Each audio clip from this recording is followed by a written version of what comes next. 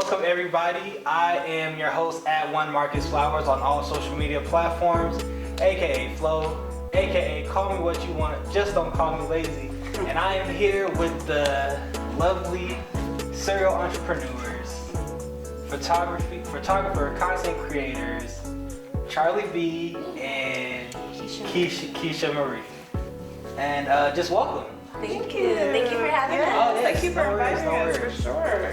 So first off the bat, how was the BYOB weekend? I saw you guys went there. I know it was a lot of fun. I wanted to go last year, but things just came up, so I didn't go. So how was it? You should have told us. We had extra tickets. Really? Oh, extra tickets. Okay. It was amazing. Like I always say that it was a life-changing experience. Like it validated creative entrepreneurship for us on like a massive scale, and like with the dreams and visions that we have for Black Creatives Weekend, that was like showing us it is possible. Keep showing up for yourself. Like we met so many amazing people. It was life-changing. I think also just because we don't get much of it in Denver, being around a lot of people of color, it was amazing to see over 2,000, or even be in the room with over 2,000 Black people, entrepreneurs, people making money, like on their, on their shit, like on their shit, doing their thing. It's inspiring to like see us there, like thriving together, dropping free game, dropping gems, like making plans with each other. It was amazing. That's dope. Amazing. So what were you guys' three main takeaways from that weekend? Give me a second. Okay. So the first one, I would say stay ready so you never gotta get ready. I posted this on my Instagram. We had a game plan like going into the weekend that we were gonna network, but things kind of fell through at the last minute as far as like business cards and like having something tangible to give to people. So we were ready with like our little mini elevator speech of what Black Creatives Weekend was, but I do wish that we would have had a little bit more, tangible stuff to give to people. The second thing is, like I said, show up for yourself. Keep showing up for yourself. With Drew and the BYOB group, like just following their story, like watching how they were able to pull it together, how he was able to pull it together, and they didn't make any money. Like the first year or this year, they didn't make any money, and they ended up leaving with a 6-figure sponsorship on the spot. Nice. So just that energy being put out there is just validation. Keep showing up for yourself. Yeah. And then I think the last thing is just it validated our partnership. Like we had so many hiccups for the trip, like with the room, with the rental car, the trap rental car, we'll call it. Like so many things, and like we were able to still work together, and like that was really important. You figure out how you can work with somebody by traveling with them. So that was a big part too, like being able to work together and then maximize that conference experience. For sure. I think what I learned is to invest in yourself. There was a lot of people, even just from here, who didn't see the value in attending a conference like that. They're like, why are you paying to go hang out with people, And it's like, it's more than that. We were in a room full of people who've made over millions of dollars. These are Black people who are willing to give us this information. On top of that, we were blessed to even win free tickets and take people with us. So definitely invest in yourself. I think improvise, like she said, we did not have business cards. We didn't have it together, but we were airdropping our Instagram to everybody. We're like, all right, so we'll airdrop it.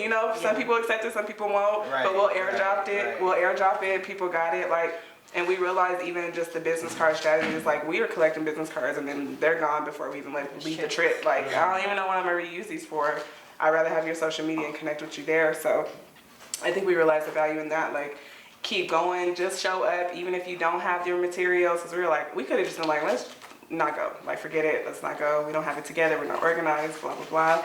And I think if you have an idea, just execute. Like, work really hard to execute it. Like, this was just a seed initially that Keisha planted, and it's became something that's like growing. People are excited about it, and we're excited, so. Nice. Yeah.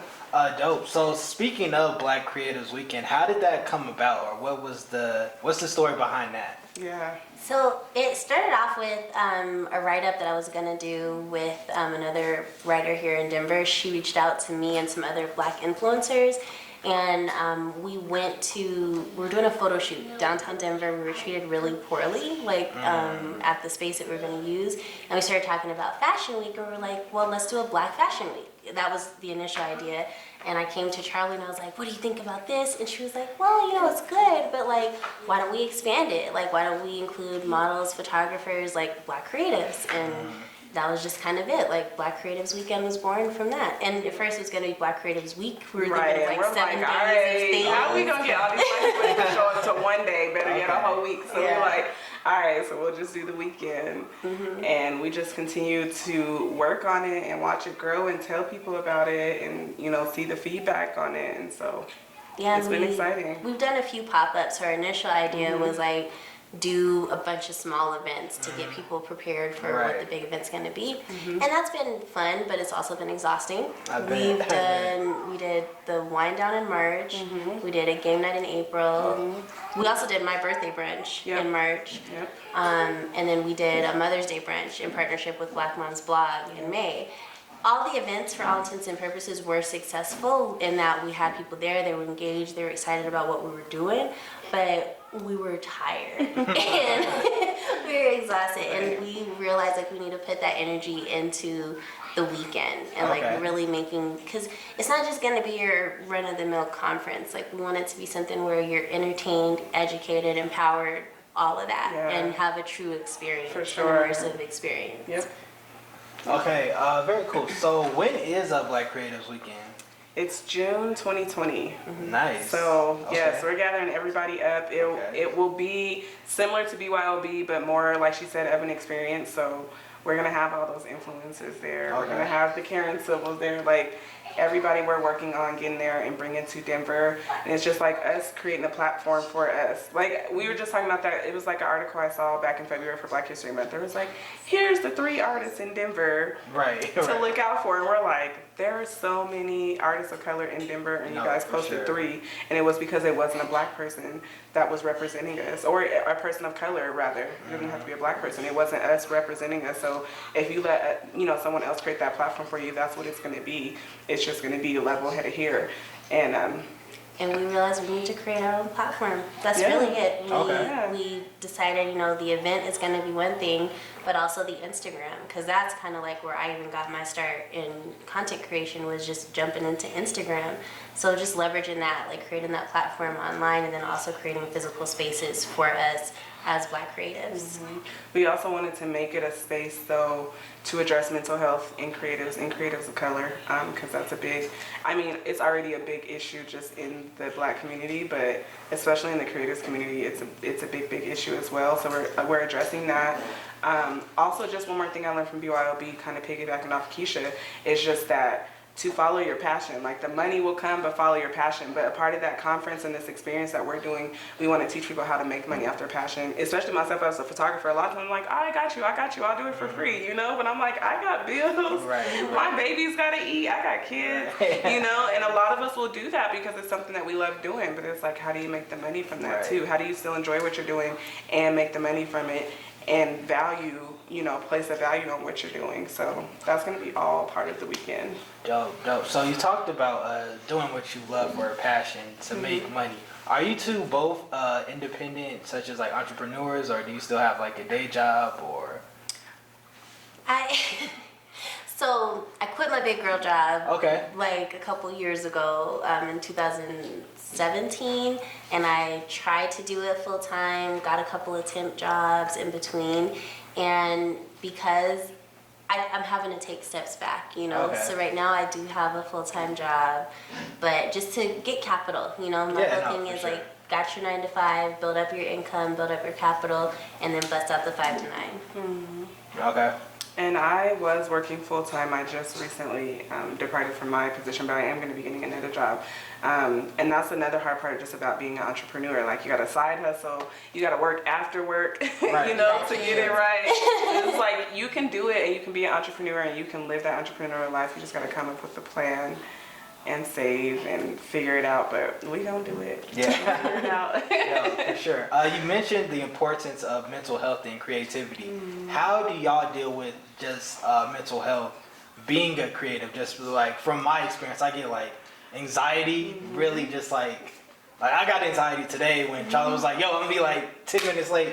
And I'm like, yo, this like, I have like a set plan, like this is how it's supposed to go. So I had anxiety getting on the way here. I was like, damn it. I'm like, she gonna be late. I be on time. Like it was the same. Right. So how do y'all deal with just preserving your mental health, or just like or staying like sane? I think it's a work in progress. Right. Like, Okay. None of us are perfect. I think even just all three of us sitting here have anxiety because we are all on the same page. You're like, they're late. We're like, oh my God, we're running late. She's like, my kids got to eat, So I think at least we acknowledge it though. We're aware of it. There's a lot of people, especially in our community, who are not aware of that they even have mental health issues. And if you even try to address it, then it feels like you're coming at them, or you feel like they got a problem, or you're just trying to be malicious. So I think it's first just acknowledging that you do have some kind of issue or mental health issue, and then figuring out how to deal with it. A lot of us will call each other and be like, okay, did you meditate?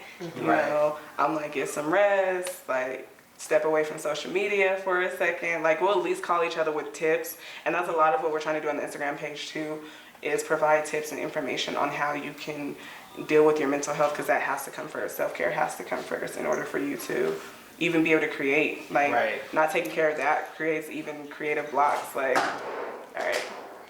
Yeah, it creates creative blocks. It's like, all right, I can't write today. I can't. Right. There's times where I quit photography. Remember, end of the year, I was like, I'm gonna take a couple months off because this is just it's too much. Like, it's too much. And it wasn't even my mental health. Like, I quit my photography, doubting myself. And that's another thing. Sorry to ramble, but that's another thing about Black Creatives Weekend is just even believing in yourself. Like, you have a dream, you have a vision, believe in that. Because I quit for a second. I was like, all right, I'm gonna take a break, because I didn't do this photo shoot right. I wasn't feeling it. I'm not believing in myself right now. And a lot of self-doubt will have you missing out on opportunities. Like, you believe in yourself, have the confidence. Go ahead. I think a big part of what she's saying too, like it comes from surrounding yourself with people who understand that experience. Because if you're dealing with anxiety as a creative, you're trying to go to your partner, go to somebody who just doesn't understand an entrepreneur's life or even a creative life, you're not necessarily going to have that understanding, like that, I don't want to say sympathy, but you're not necessarily going to get what you need from that exchange. So we just make sure we check in with each other. Like she said, we make sure that we're on the right track, and just being aware, like not ignoring your gut. Like, we're really trying to train ourselves. If your body is telling you that you need to chill for a minute, you're not going to make it today, you're not going to make it today. It's not the end of the world. Do your best to cover all of your bases ahead of time so that doesn't happen. And that's why we're talking about staying ready. It's just these little steps, trying to get that foundation solid. I think that too for creatives, like, we get so excited. We're like, oh, we want to do all the things. We have all the ideas. But then we skipped over A through C, and we're ready to get right to Z, get ready to that finished product. And I think it's just realizing you can't do that, like setting that foundation. And I think that'll help with some of the anxiety. But for Black Creatives Weekend, we're gonna have therapists on site. We're gonna have Black therapists. We're gonna have therapists of color, because we know that is a void that needs to be filled as well. So all the things, energy work, for sure. Energy work is a big thing for us. If we don't feel if the energy ain't right, I'm out. Like, already, I'm just like, nope, but, or have an accountability partner. I even came in here and I saw her face. I was like, you okay? What's up? Immediately, like, you have to have someone that understands, so. No, for sure. You guys talked about energy works. So what is that exactly? Just because, I don't want to say I'm new to energy, but I'm new to just like being aware of it. And it's just like, there's been times this year where it's just like, I've been off, or like the person been off, and I just like don't want to go into work, or I'm just like, hey, I don't want to be around a situation or a person, so I choose not to. And so like I feel better, but then sometimes it's like FOMO, fear of missing out. And so it's just like, okay, was that like the right thing to do? So could you talk more about the energy works? I think we're both still kind of learning more too. Another podcast, The Friend Zone, Marian Hasnea, she's like a poet, and she doesn't consider herself a poet. She considers herself like an energy worker, alchemist. And she came on and she was just talking about how like different traumatic experiences, like how they leave imprints on us, like our physical bodies, and like if you can figure out how to control that energy, figure out the source of that energy, like where it's leaking from, like where you're giving energy to things that is taken away from what your focus is, you know, how to kind of just control those feelings and that actual energy into like channeling it into what you want it to be instead of just allowing it to control you. So like you said, when you go into that situation and you meet somebody and their energy is off, being able to not engage and to not let yourself get sucked into that. That's kind of how I'm understanding it. Yeah. That's for me, it's obviously it's what you think, it's how you feel. Like what you think really is what you become. You mad all the time, like you're gonna be mad all the time, and the people that's around you, they gonna be mad because they feeling it and it's rubbing off on everyone else. Like you have to be positive. You have to figure out how to redirect your thoughts. You have to go with your, like she said, go with your gut. You had a bad feeling about a person, go with that first. Go with your instinct, and it's really about learning more to be in tune with yourself. So it's like if you can be in tune, like, all right, I'm feeling this way, you can start to feel other people when they're not right. And that's just how it is. It's really, like you said, it's really more of being aware of your surroundings, being aware of the people that you choose to surround yourself with, being aware of the people that you don't want to surround yourself with, and how to handle that. So, and no, we can't avoid it. We always can avoid it. And I've been around people that I don't want to be around. It's a lot of kill them with kindness. And if it's a person though that's draining you, we're fine. you know, that's that energy. If it's someone that's draining you, like you can physically feel it draining you, then yes, remove yourself. But it's really being more in tune with yourself. Like if you meditate, you listen to your body. Business too, like especially with business, like you want to be mindful of the energy you're bringing to the situation and that other person is bringing. Are you guys going to be able to come together and actually create something, or is it going to be a consistent clash? Is it going to be a consistent battle? Like you got to have some conflict, but if it's always going to be a battle with that person or with their ideas or whatever, it's not going to be beneficial in the long run. But I would definitely suggest looking more into just how energy works, and I think it's very good. I think everyone should know. We're made up of energy. Like literally, we're one big ball of energy and particles and chemicals and whatever, you know.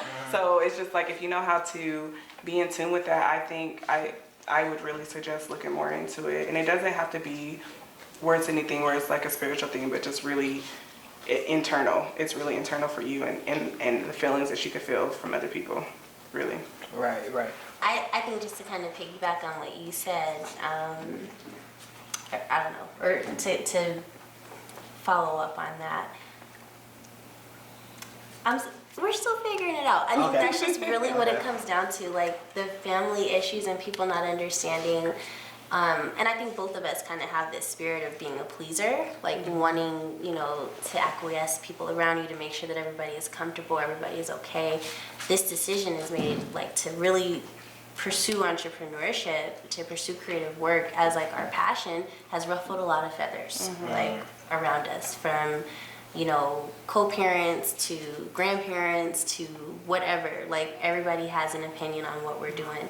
And for my personal experience, it all kind of happened at once. Like, I left my husband, quit my job, did everything, and decided to pursue entrepreneurship more full time. So everybody's already looking at me like I'm crazy. And everything that kind of followed that, I was like, oh, well, she's just lost her mind. Instead of realizing, like, yeah, it looks a little crazy when you decide to go after what you want to do, especially when it's something that nobody around you has done before. So many of us are the first in our family to either go to college, to start a business, to be a creative, you know, to actually pursue that. So it just comes with the territory. The biggest thing I can say too is you can love people from a distance. It doesn't matter who it is. Love them from a distance. That's it. Like, don't feel obligated to be around these people who don't support you and who don't support what you're doing. You can love them and be over here and then be over there. That's it.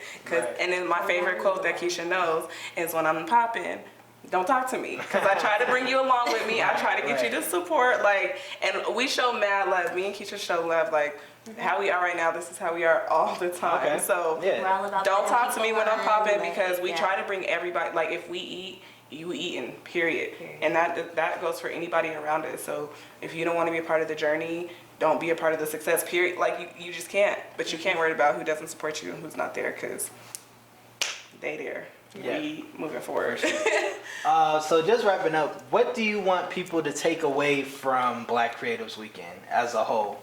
Like, how do you want them to feel after experiencing the weekend? The biggest thing is to feel empowered, to feel excited and prepared. I think that's it. Empowered, excited, prepared for taking on your dreams, for having the tangible tools to be able to take on those dreams and bring it to fruition, to be inspired by the other creatives that are around them that are going to be there that are doing the same things, be inspired to be a part of the gallery. Like, that's the biggest thing, just knowing that this is only the starting point and the possibilities are limitless. I think when I leave certain places, especially when I'm in a room full of people that look like me, my heart is full. And that's how I want people to feel when they leave from Black Creatives Weekend, like their heart is full. They got their mental together, they got their energy right, they got exposure for their artworks, they got tools to make the money off their artworks, and they also got connections. They left with connections to get them further than where they thought they could be. There's a lot of people, because we are in a Black state, a lot of people are just like, oh, I'm just stay here and do this, and it's like, you can do so much more. No, like, you are very, very talented, and you just need other people to see that. So they gotta leave feeling like everybody's family. Like, when we, Black Creatives Weekend is for our family, period. That's it. And they gotta leave feeling like they had a family who supported them, who loved them, who supported them on their journey, whatever journey that is that they're taking, and with the tools to help them with that journey. Because a lot of times, like you asked about family, they don't see it, but at least they're like, hey, I don't see your journey, but I'm gonna support you, and let me find some resources for you so that you can be on the right path to what you're doing or take it the right way. So that's it. For sure. And where can people find more about Black Creatives Weekend? Yeah, so all of our socials is Black Creatives Weekend, so on Instagram, and it's all spelled how it sounds, so Black Creatives, plural, Weekend, on Instagram, Facebook, and Twitter, and the website is coming soon. Okay, and where can we follow you guys on social media? So for me, it's gonna be Keisha Marie Co. So Keisha Marie Co. So that's me on Instagram, Facebook, Twitter as well. And I am Photos by Charlie B. That is Instagram and Facebook. I also have another Instagram called The Affirmation Mama, which is just affirmation and being positive for other moms, other people around the world. So that's The Affirmation Mama and Photos by Charlie B. We also have a new company coming soon. It's a content creation agency, so you guys can look out for that, and it will be called The Vibrance Co. And we'll have information on all of our pages for that as well. Okay, very dope. I just want to say thank you. Appreciate you guys for coming out. Yes, thank you for having us. No worries. We have to do this again. And thank you for being flexible. Oh, yeah. And thank you for dealing with us with, we give you anxiety Don't worry. every year.